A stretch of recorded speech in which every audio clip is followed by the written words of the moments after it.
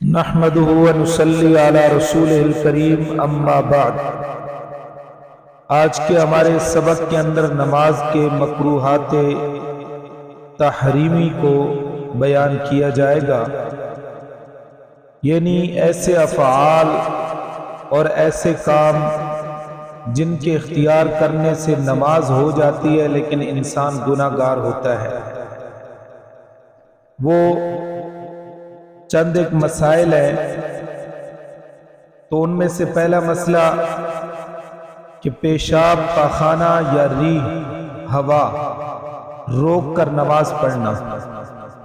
نماز تو ایسی صورت میں ہو جاتی ہے لیکن انسان گناہ گار ہوتا ہے۔ نمبر 2، نماز میں خلاف دستور کپڑا پہننا یا لٹکانا۔ نمبر 3، کوہنیاں کھلی ہوئی رکھنا۔ نمبر 4، مردوں کو پاجامہ وغیرہ سے ٹخنے ڈھکے ہوئے رکھنا۔ نمبر 5، جاندار کی تصویر والا کپڑا پہننا۔ نمبر 6، تصویر کا نمازی کے سر کے اوپر، سامنے، دائیں بائیں یا سجدے کی جگہ ہونا۔ نمبر 7، اپنے کپڑے یا بدن سے کھیلنا۔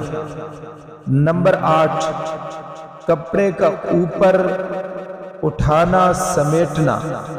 نمبر 9، کسی کے منہ کی طرف منہ کر کے نماز پڑھنا۔ نمبر 10، نماز پڑھتے ہوئے قبر کا سامنے ہونا۔ نمبر 11، بالوں کا جوڑا باندھ کر نماز پڑھنا۔ نمبر 12، منہ میں کوئی چیز چبانا یا ایسی چیز رکھ کر نماز پڑھنا جس سے قرات میں دقت ہو۔ اگر قرات نہ کر سکے تو نماز بالکل نہ ہوگی۔ نمبر 13، نماز میں ایک پاؤں سے کھڑا ہونا یا ہلنا۔ نمبر 14، انگلیاں چٹخانا۔ نمبر 15، جمائی لینا۔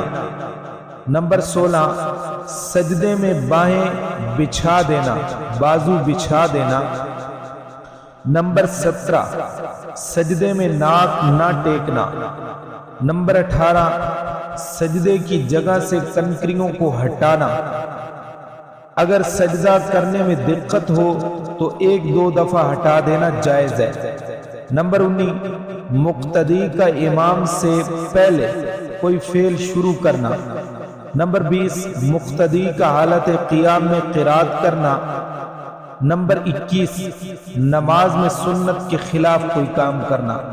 تو یہ 21 افعال ایسے ہیں کہ جن کے کرنے سے آدمی کی نماز تو ہو جاتی ہے لیکن انسان جو ہے وہ گناہ گار ہوتا ہے۔ تو ایسے افعال سے گریز کرنا چاہیے۔